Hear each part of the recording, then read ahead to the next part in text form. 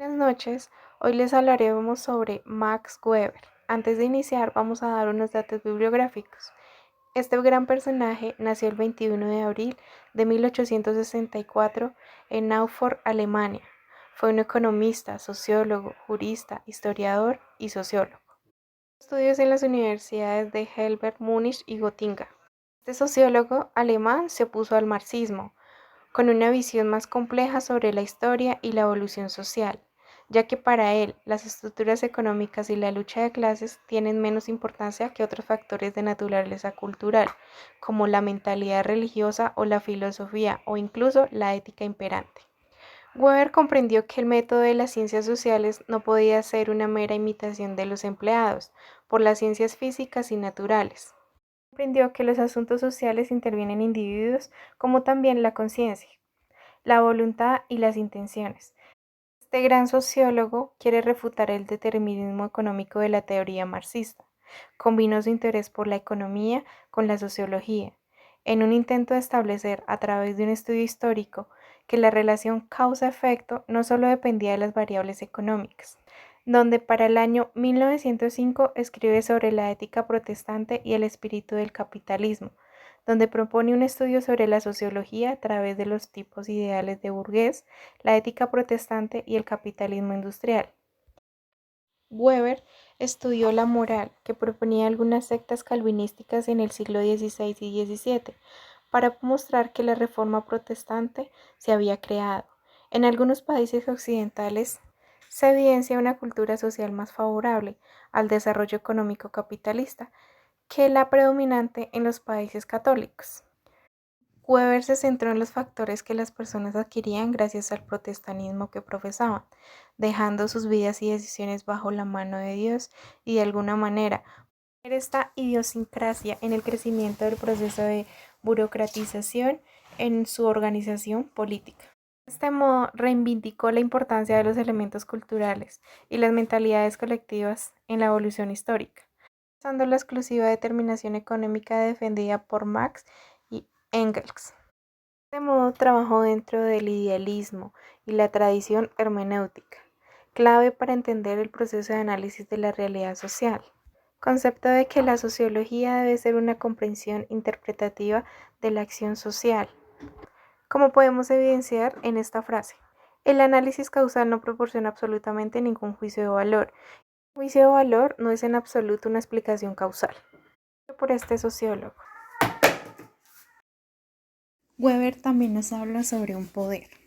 Él expone al poder como la principal herramienta de los sucesos históricos más influyente, que fueron asimismo usados por las instituciones para llegar a establecer las acciones conllevadas por los individuos.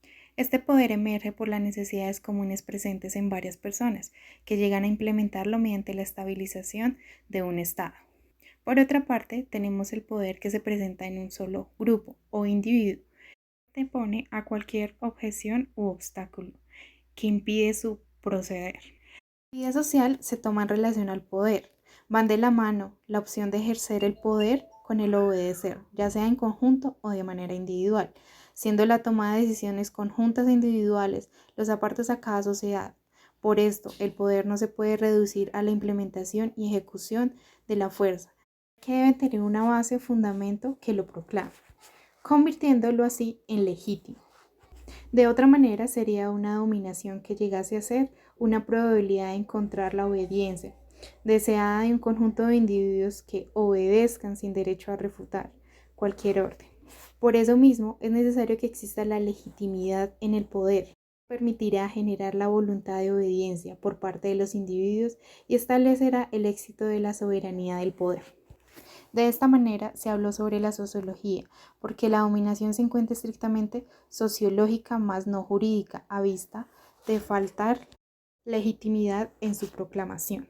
Según Weber 2005, el poder significa la probabilidad de imponer la propia voluntad dentro de una relación social, contra toda resistencia y cualquiera que sea el fundamento de esta probabilidad. Para Weber existen tres tipos de dominación. Sería la tradicional, la dominación carismática y la dominación racional o legal. Cuando hablamos de la tradicional, justifica el ejercicio del poder vía natural. Esta puede ser por herencia, porque son así, etc. Se asocia el desarrollo de una ética religiosa, originaria en los estratos con menor valor social. También nos habla sobre la dominación carismática. Depende de aquellos sobre los que se ejerce el poder. Crean que el líder efectivamente tiene la capacidad para dirigir al grupo, para hacer cosas que se esperan que el líder haga. Los intereses materiales e ideales de los estratos dominados, propuestos en una promesa futura o trascendental, con movilizaciones por la dominación carismática. Se caracteriza por su impulso revolucionario, que la sitúa con vinculación explícita, convicciones religiosas entre los motores más poderosos de la transformación social. Emerge en el contexto de la crisis de legitimidad de la dominación tradicional. En tercer lugar está la dominación racional o legal. Tiene un carácter más constitucionalizado. El fundamento de la dominación es la ley y el reglamento. La burocracia es el reino de las reglas y de las normas, aplicadas racionalmente. Creencias en la legalidad y las leyes del reglamento. Esta dominación legal racional emerge a partir de la crisis de legitimidad en sociedades tradicionales, donde la sociedad de la tradición es insuficiente para los intereses de los nuevos grupos sociales emergentes. Weber distingue entre dos tipos de agentes en el gobierno o la empresa moderna. Una es la mayoría del funcionariado.